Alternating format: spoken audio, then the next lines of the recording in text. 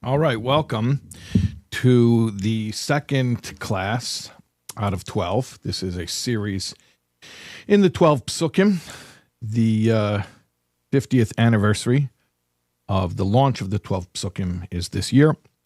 And in honor and in anticipation of that event, we are offering this series of classes for parents to learn the Pesukim ourselves, to understand why they were chosen, and how to teach them to our children in the way that they were meant to be taught. So I'm not going to review everything from last week. You can rewatch class 1, but I will repeat one very important point that I made last week. And I may repeat this point next week and the week after and every class. Actually, it's not a weekly class. I don't want to imply that it's a weekly class. We're doing this over the months leading up to the anniversary of the 12 Pesukim being launched, which is Rosh Chodesh Iyar was the first 6 Pesukim, and Lag BaOmer, 18 days later, was the second 6 Pesukim. But at any rate, here's a point that I'm going to repeat from last class, and which I may repeat in future classes, and that is that the Rebbe made it very clear that the point of the Pesukim was to empower children and to put children in a position of influence, that children should not just be students, but they should be teachers. And I spoke about that at length last week, and you can, not last week, but last class, and you can rewatch that class for more explanation. Now, and we went into Torah Tzivah, which was the first of the 12 Pesukim, and today we're going to go into the second of the 12 Pesukim, which is Shema Yisrael. What I want to do is actually ground this in the original text, meaning the Hanacha, the transcript of the Sicha. This, like I mentioned the dates. The first 6 Pesukim were launched at the Farbrengen of Aleph Rosh Chodesh Iyar, which means actually it wasn't yet Iyar, it was the last day of Nisan. And then the second 6 Pesukim were launched 18 days later on Lag BaOmer.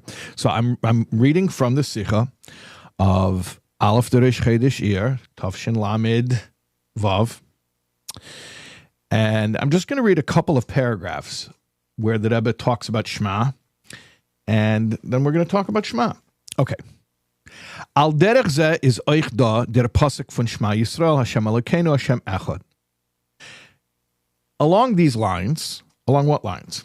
I'll explain in one moment. We have the verse Shema Yisrael. Okay. When the Rebbe introduced Torah Tzivah, the Rebbe said we have a problem, which is that in general we don't say Torah Shebechsav Bal Peh. I'll explain that. There's the written Torah and there is the oral tradition. The written Torah is really only supposed to be read from the text. There are various reasons for that. Simplest reason is so that errors don't creep in, God forbid. So you're not supposed to, and by the way, people who notice these types of things will note that when the Rebbe would quote Pesukim in Farbrengens, the Rebbe would never say, I don't want to say never, but I don't think you'll find a recorded instance of the Rebbe saying a complete verse from Torah Shebechsav. Either the Rebbe would say a part of it, or he would rearrange some of the words, or paraphrase. But there is such a concept that we don't say words from the Torah Shebechsav, from the written Torah, by heart. So how do we solve that problem? Well, with Torah Tzivah, I didn't say this last week, but I'll say it this week. With Torah Tzivah Lanu, we have a way around that problem because we're told to teach a child to say the verse Torah Tzivah Lanu right when they learn how to speak. Well, obviously, right when they learn how to speak, they don't know how to read yet. So when the child learns to say Torah Tzivah Lanu, they're saying Torah Tzivah Lanu by heart. They're saying it by memorization because they can't read. They can't read yet. So the Rebbe says, in a similar way, is euch da der pasuk von Shema Yisrael, Hashem Elokeinu, Hashem Echad. In a similar way, we get around the issue of using a scriptural verse without reading. How do we get around it? Was das kann man euch masber sein gora Pitzelkind? Another point, which we could also explain this to a child, because the Rebbe said that the Pesukim were chosen on the basis of being ideas that can be explained to a child well enough that the child himself can explain it to others. Ubefrat doch, as belav hochi darf men doch einführen mit Kinder, sie sollen sagen, al kolponem dem pasuk on heimendik was freier meken, sei beyem, sei belayla, because we are anyway supposed to help the child to start as early as possible to say this verse night and day. In other words, we know that the child is supposed to learn to say Shema when they wake up and go to bed, even the child who can't yet read. So we have here another verse that you can teach a child who doesn't yet read. You understand? That's one of the reasons, well, we know two of the reasons, clearly, explicitly here, why Shema Yisrael was chosen. One reason is because, like Torah Tzivolanu, we have explicit direction that this is something to teach a very, very small child, even a child who doesn't yet read. Because we know that Shema Yisrael is something even a little kid is supposed to say in the morning and at night, even though they don't yet read. And then the second reason that Rebbe says explicitly here is that Shema Yisrael is another concept that a child could understand, that you could explain it to the child and the child can understand what it means. Okay. Now let's go a little bit more into the words. Uka'amar as mekendos ze masber zayin lefi havanosam lefi signoinam. And like we said earlier, the Rebbe said this about Torah Tzivolanu. Now he's saying it about Shema Yisrael as well. This is something we could explain to a child according to the child's understanding and in the child's language. Vibaldes zet shoin shamayim va'aretz undaled ruchais ha'olam lafi havanasei v'hasagosei. Because the child sees the heavens and the earth and the four directions in the child's own way of understanding. Ken menim euch masber sein dem inyan fun Hashem Elokeinu Hashem echad. So you could explain to the child the concept of Hashem is our God, Hashem is one. Biz vime is das masbet zu a gadol b'Yisrael, in a similar way to the way you would explain it to an adult. B'lashon Gemara, like the Gemara says, and the Gemara is brachas Yud Gimel daf Yud Gimel Amid Beis. As der ches, we're breaking down the word echad. Aleph is the one, is Alufa Shaloilam is Hashem, but then the ches is das Zayin Rekiim va'aretz, is the seven heavens and the earth.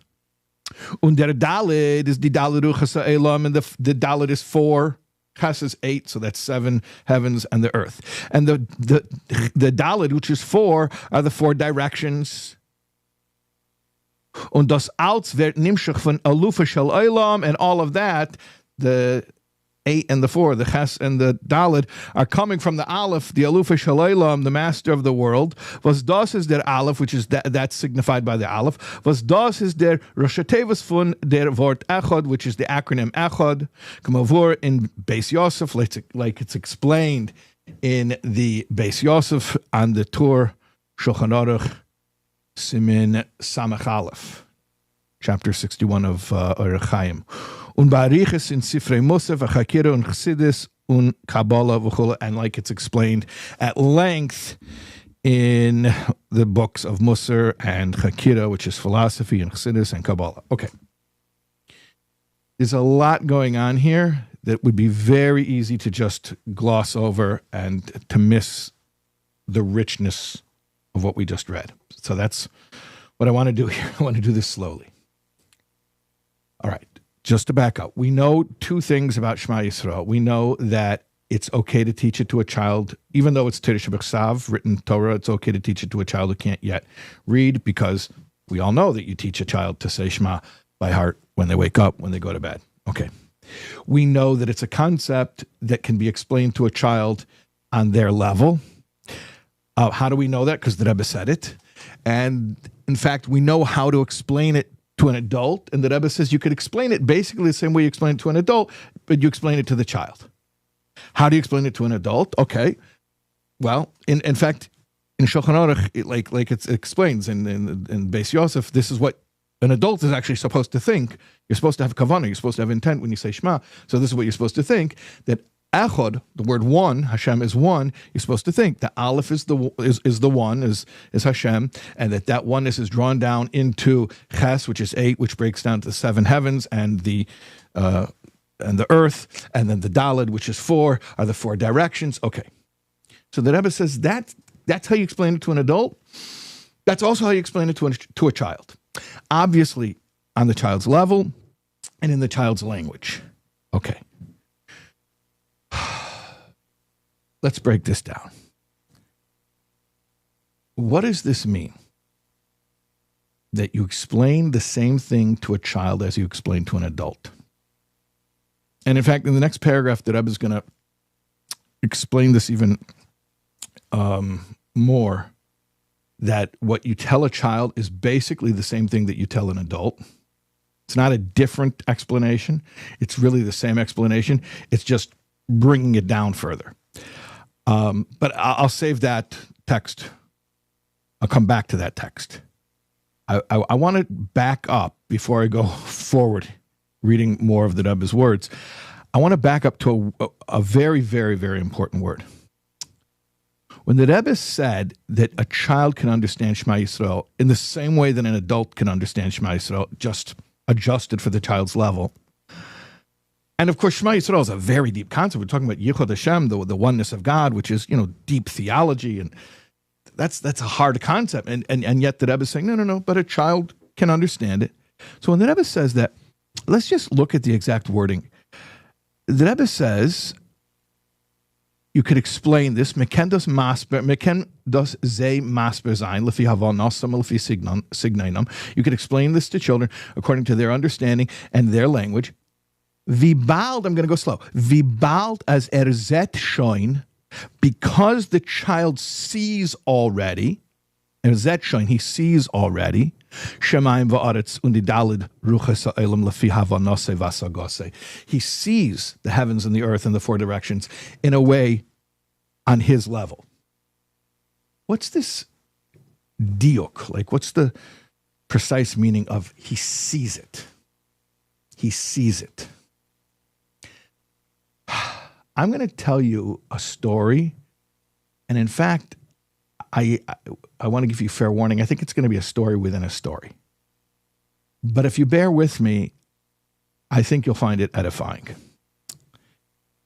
The story is that I was finishing a work translating and giving commentary to Shara Yichud Ve'amunah. Shara Yichud Ve'amunah is the 2nd volume of Tanya, and it's all about the oneness of Hashem. How the existence of creation poses no secondary, it's not a secondary or separate existence apart from Hashem. That when we say, the Torah says, Ein oid, there's nothing but Hashem, that means not just that Hashem is the primary existence, but Hashem is the only existence. Okay, deep stuff, very deep stuff. And I was working for Kahos doing a translation and commentary. You're going to say, well, where is it? Where? Didn't come out yet. This story took place. My son was at the Tzirei Ashluchim camp in Oracle, Arizona. And so this story probably took place 12 years ago. My son's married now, and he has a kid. But anyways, I was trying to finish my translation and commentary on Shara Yichud Ve'amunah, and it was taking me forever. Because it's deep stuff, oneness of Hashem and all that stuff. Deep, deep, deep stuff. And it was dragging, and they were pushing me because it needs to get published. I mean, yeah. Okay. And at any rate, so my son was going to the Arizona camp, the Tzirei Ashluchim winter camp. And my wife said, listen, why don't you take our son with you? I mean, why don't you go with him? And you'll have a writer's retreat. You'll be in the desert with nothing else to do, and you'll work and you'll finish the you'll finish the Shari Yichud V'Amunah translation and commentary. I said, you know what? Let's go for it. So I called Moshe Pinson, who was he was the coordinator of it. I remember he was the one. I remember he was the guy I had to call to get permission. And he said, yeah, for sure. We'll put you in a little cabin. No one will bother you, and you'll just write all day. And I remember I brought my little white 12-inch MacBook, and that's it. I just wrote all day. And it was amazing because in I think it was 9 days, 10 days, I wrote as much as it would take me 6 months in the normal, under normal conditions. And I finished, Baruch Hashem. Now, here's the thing. When I came to the camp, I told them, I'm not to be disturbed. I have permission to just sit and write. I can't do anything with the campers here. I just need to write, and I need to think about the oneness of Hashem. That's it. I'm sorry. And they accepted that. Then I was foolish enough to mention on the second to last day how relieved I was that I finished. And they said, oh, you finished, so now you can be disturbed. We can bother you. Oh, no, what do you need? Can you talk to the campers? I said, I'm not really a kid guy, I'm not really I'm not really for kids. They said, it's okay, don't worry, we got some time to fill. Whatever you do is not going to be any worse than whatever we were going to do. It's fine. So I said, listen, not only am I not a kid guy, my brain right now is totally into Shari Yichud V'Amunah, like deep, deep stuff and oneness of Hashem. And I'm not going to have a very easy time speaking on a level that kids will relate to. They said, it's okay, just do it. Anyways, I get into the room with these kids. These campers are 8, 9, 10, 11. I think the oldest were 12, but I think for sure the youngest were 8. So I get up there and I'm thinking about, Yadaita, which is the opening of Shari Yichud V'Amunah. You should know today and place it upon your heart that in the heavens above and in the earth below, there is none else. That Hashem is Elohim and there is none else. Einoid, there's nothing but Hashem. And this is what I'm thinking about. There's nothing but Hashem. And I'm trying to think, how do you say that in kid language? And I'm thinking, Hashem is here, Hashem is there, Hashem is truly everywhere. Up, up, down, down, right, left, all around, here, there, and everywhere. That's where he can be found. That's how you say that in kid language. So, but it says, you should place it upon your heart, and you should know, which really means you should meditate on it. You should allow it to affect you. So I get up there, and I said to them, if your little sibling, your 5-year-old sibling, because these kids, the youngest, were 8. So I said, if your little sibling, like someone who's even younger than you, like if your 5-year-old sibling would ask you, where is Hashem? What would you say? And they all say the same answer. They said, Hashem is everywhere. He's everywhere. Everywhere. Okay. They all shouted out the same answer. I said, that's great. You're all correct. That's the correct answer. Hashem is everywhere. So I say to them, now let me ask you a question. You all know, right? V'yadaita hayim. You should know today. You should place it upon your heart, which means to emotionally process it. I said to them, you all know that Hashem is everywhere. That's what you would tell your 5-year-old sibling. But I want to know now, another thing, how does it make you feel? How does it make you feel? They didn't have an answer. I said, that's fine that you don't have an answer, because here's the thing. You don't just automatically have a feeling about a thought. You have to think about the thought, and then you'll have a feeling about the thought. I said, for instance, I'll give you an example.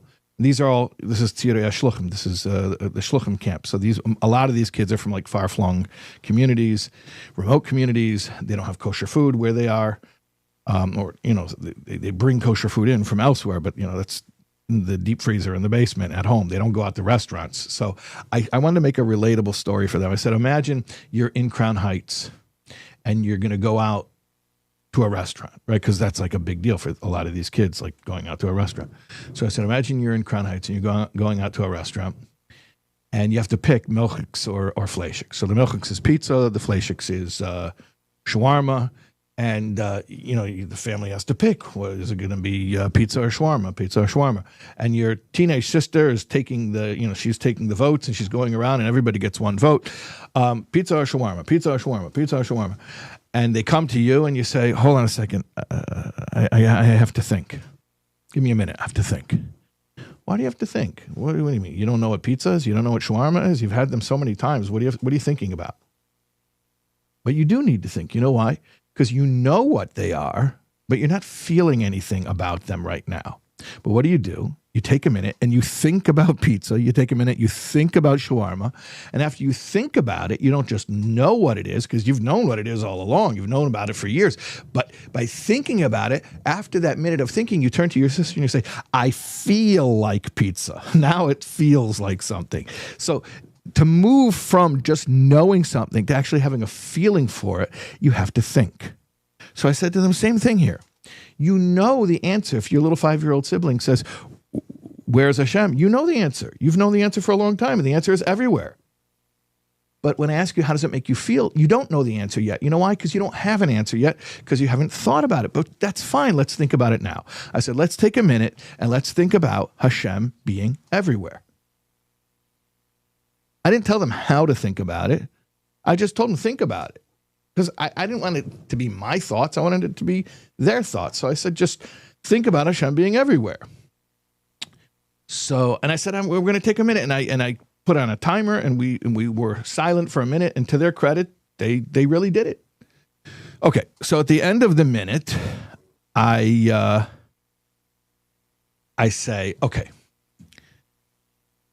let's hear how it made you feel. So I just called on one kid randomly, but he happened to have been sitting in the front row on the far right side on my right.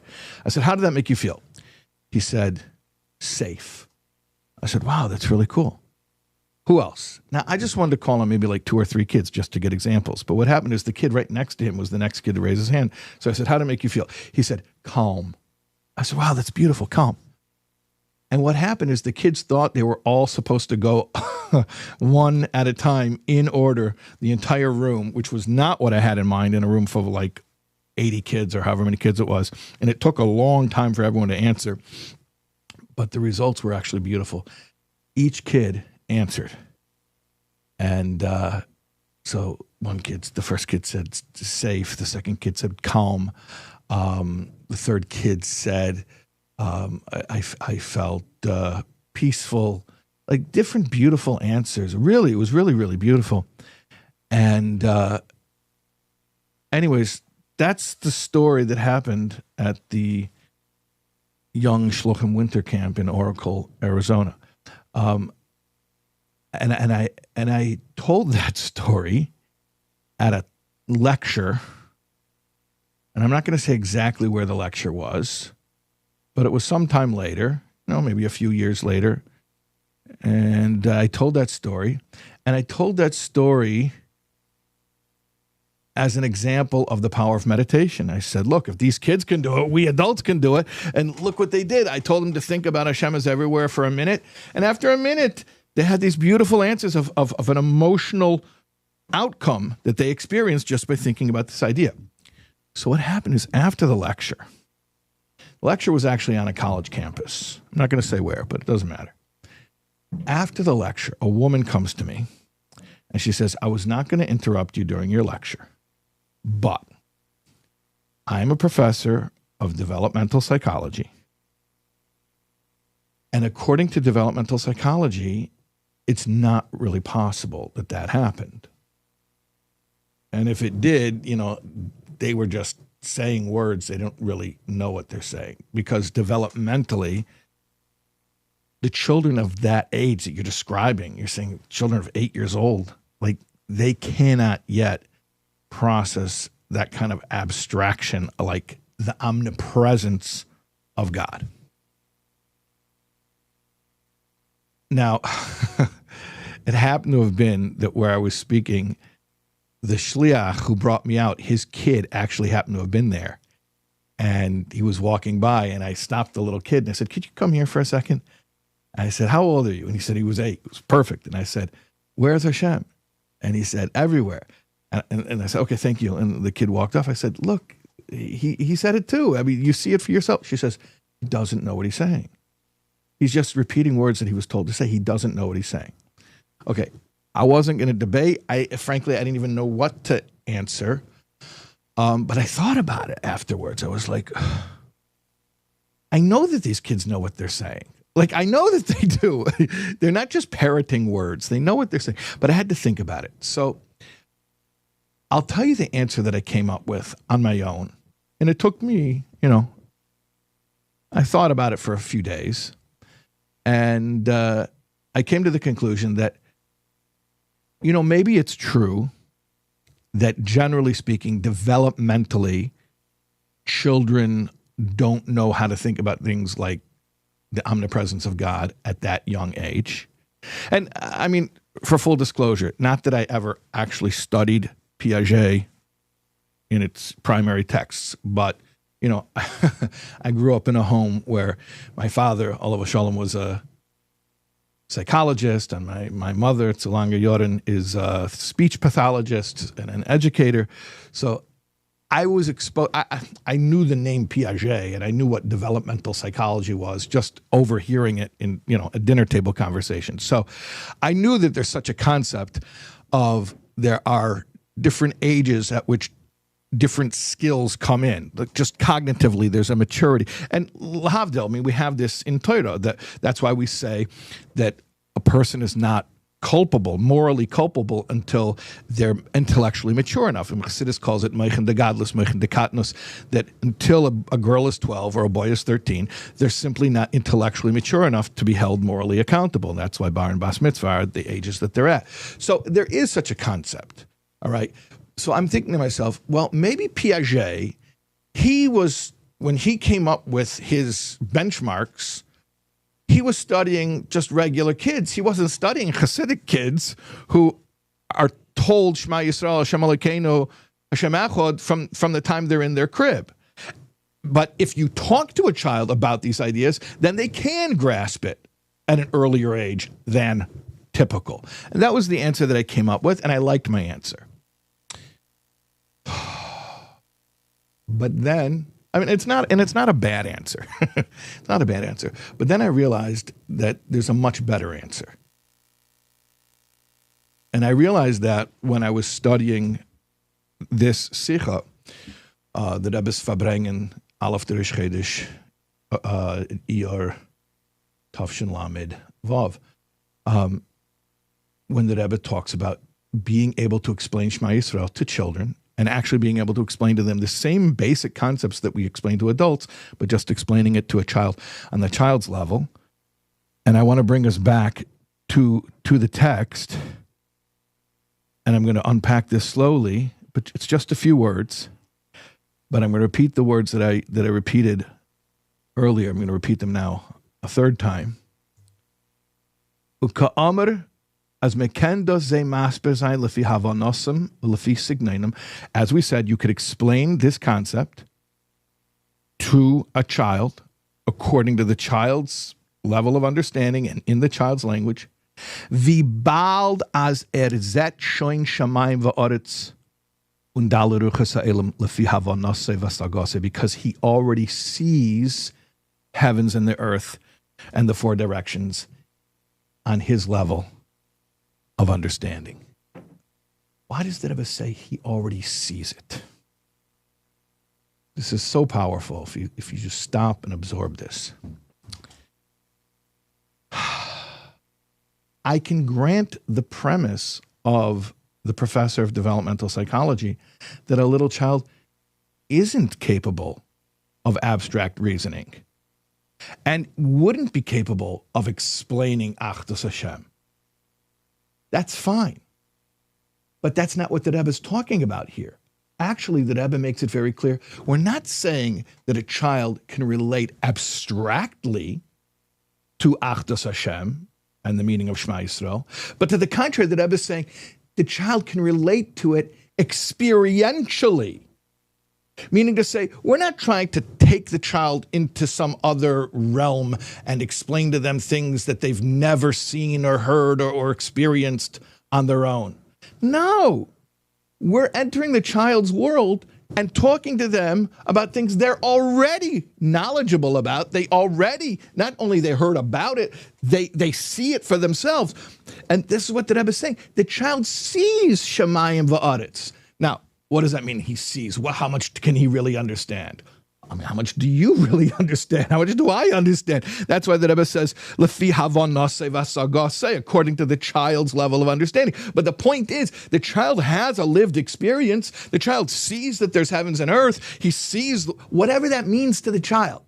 whatever that means to him or her. The point is that the child has a lived experience of there's stuff all around me. There's a world around me. And all we're doing is explaining to the child, yeah, you see this reality that you're already knowledgeable of and you're already experiencing and it's already something you relate to? Yeah, that's where Hashem is. So we're not explaining to the child Hashem as an abstract concept. To the contrary, we're speaking to the child in the context of the child's lived experience, and relating that to what it means to think of Hashem. They're not thinking of some concept of Hashem that comes from some other experience that they've never had. They're relating to Hashem based on the experience that they are having right now. That's what it means, Shema Yisrael. That whatever it is that you're living, wherever it is that however you define reality, even if you don't have words for it. See, that's the thing. The child doesn't have to have words to explain it. They just know that they've seen it, whatever that means to them. And now they relate to Hashem in those terms. That's what it means to explain Shema Yisrael to a child. It means that a child has a life. And a child is a conscious being who has some experience, some subjective experience of what that life is. And now when we speak to a child about Hashem, we're not asking a child to give us a theological description of Hashem. To the contrary, we're teaching the child to have a personal experience of Hashem, that Hashem, where is Hashem? In this reality, whatever it is that you're experiencing. And that is something, I believe, that even Piaget would agree a child is capable of doing. So that's what I would have answered, except I didn't realize, I didn't have that insight until many years later, till fairly recently. So in very simple terms, what is Shema Yisrael? Shema Yisrael is when you talk to a child and you let them know that everything they're experiencing, everything that they're aware of, Hashem is there. Hashem is in that. Whatever that means to the child. Now, I told you I'm going to read the next paragraph. I made a bracha earlier. I'm going to just take a sip here. I just want to read the next paragraph of this sikha, and then we'll wrap up. Ukmeduber kama pamim, as das was me is das masbir faratinik cotton, is das nit chas v'sholom nit emes. The Rebbe said that we could explain to a child basically the same concept we explain to an adult. We just bring it down to the child's level. So here the Rebbe says, and like it's been explained many times, that what we tell a little child, a chinuch cotton, a little kid, it's not chas v'sholom nit emes. It's not that we say, oh, the child can't handle the truth, so you'll tell the child an alternative explanation, not the truth. When he'll get older, you'll tell him the truth. Chas v'sholom, the Rebbe says. That's not what we do. Warum das ist doch hasbara von Teiras emes. Because you're giving the child an explanation that comes from Torah, and Torah is Teiras emes. So what you're telling the child is also emes. Nor das ist was me is a masbir und mitut das on in seine Oisius. It's just that we explain it to him and we put it into his language. So the idea is emes. It's Teiras emes. The language, the phrasing, the examples, the way we formulate it, perhaps, that is relative to the child. But the idea itself, the core idea, is emes. Ubelashon Gemara, or like the Gemara says, I love this, Dibra Torah Kalashim B'nei Adam. Torah speaks in the language of man. Und in Lashon B'nei Adam Gufa, and in the language of man, is Oich da der Dibra Torah B'lashon Ketanim. Torah also speaks in the language of children. It's such a profoundly beautiful concept. Stop and think about this. Hashem is infinite. His wisdom is infinite. How in the world can a finite mind relate to infinite wisdom? And yet, Torah puts itself into language that the finite mind can relate to. All right, well, if Torah can speak in language that an adult can relate to, which is infinity being couched in phrases that finite intellect can relate to, it's not a much bigger, it's not a quantum leap to say, and just like the infinite Torah can relate to the finite mind of an adult, which we call Dibra Torah Kelashim B'nei Adam, Torah can relate infinite truth to the finite mind of a child. I mean, the gulf between infinity and the finite is way bigger, incomparably so, than the gulf between the intellect of the adult and the intellect of the child, which are both finite at the end of the day. So, Dibra Torah Kelashim B'nei Adam, if Torah can come down and speak to you, Torah can come down just a little bit more and speak to your child. Or you, in this case, let's be real, you can take the Torah that you understand on your level and just bring it down a notch and explain it to your child. Not that you're not telling the child the emes, you're still retaining the emes, just doing it on the child's level. Okay. When you have to explain it to little kids, so you bring it so Torah can speak on the Lashon B'nei Adam and the Lashon Ketanim. Aber in the roof, liegt der Pirush HaPnimi, but inside of that is the Pirush HaPnimi, is the inner explanation. That when you're explaining it in language that the child understands, like, for instance, I gave these kids the example of, you have to think for a minute, do you want pizza or shawarma? So to think about Hashem is everywhere. Okay, so I brought it down for them. It's not that it's not true. That is true.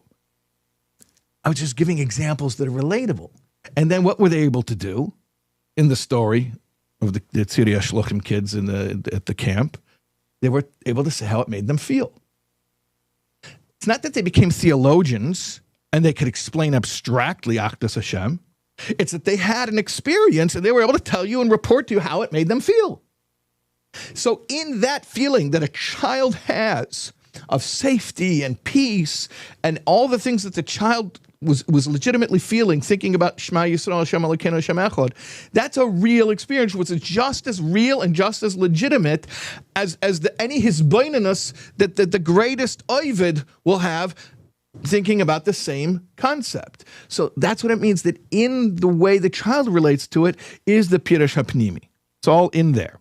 Biz Kamer La'el, like we said before, Kamer La'el, v'me is dos masper al pi Kabbalah v'al pi Chassidus v'al pi Remez v'chol ha-perushim biz di samach riboy perushim vas zayin do b'chol inyan b'Torah. And like we said before, that whatever you explain to a child is containing within it not just the pshat, but also the Remez, and also whatever it says in Kabbalah and in Chassidus, and even the 600,000 explanations. It says in Likutei Torah that every concept in Torah actually has 600,000 explanations. But it's all in there. It's contained, it's encoded, or it's packed in there. Obviously, it needs to be decoded and unpacked, but it's all in there. So the way you explain to a child, this is so important, is not an alternative to the truth. It's the core truth. It's the Torah's truth. It's just in a format or a formulation that's relatable. But inside of whatever it is, however it is that you're saying it to the child, is the deepest of the deep. It's all there. So I'll give you a little homework. If you'd like to try to teach Shema Yisrael to your child, you can even do this while you're saying Shema with your child. Because, this is another thing that I mentioned, that the child says Shema anyways twice a day, in the morning and at night. So this is already, not only are they thinking about their lived experience as far as they have an idea of living in a world, and now you're telling them Hashem is everywhere in that world, but they also have a lived experience of saying Shema. It's part of the rhythm of their life. So you're really, really relating to them on their home turf, and maybe next time you're saying Shema with your child, you can just say to them, tell me where we are right now. I'm in my room. And where's our room? It's in my house. And where's the house? And different children have different abilities or levels of grasping this, but when you go outside of the house and you look on your street, what do you see? You see a whole neighborhood. And, when we go driving to the store, you see there's a whole town, and really there's a whole world, and even beyond the world, and there's the heavens, and it goes out so far, and where is Hashem in all of that? Everywhere, up, down, right, left, all around. And that's something that a child can relate to. And you can have that discussion while the child is saying Shema. And you're not trying to explain anything to the child that the child doesn't already relate to. It's all based on things that they have firsthand experience of. And now the child gets it, and gets it so well, like the Rebbe says, that they can go and explain it to other children. That's how you know that you've transmitted it, is the Rebbe says the child's going to be so excited about it, they're going to go tell it to other kids. Okay, thank you for listening. I went a little bit over time. I wanted to make these lessons about 30 minutes each, but I guess I had some long stories today. But I think you understand the point that Shema Yisrael is the deepest concept. It's Achdus Hashem, and you can spend a whole lifetime learning what that means. But at the same time, it's something that every little child can relate to on their level, and that we can relate to on our levels. Okay. Lots of chassidische nachas from your kinder, and your kinder should have chassidische nachas from you.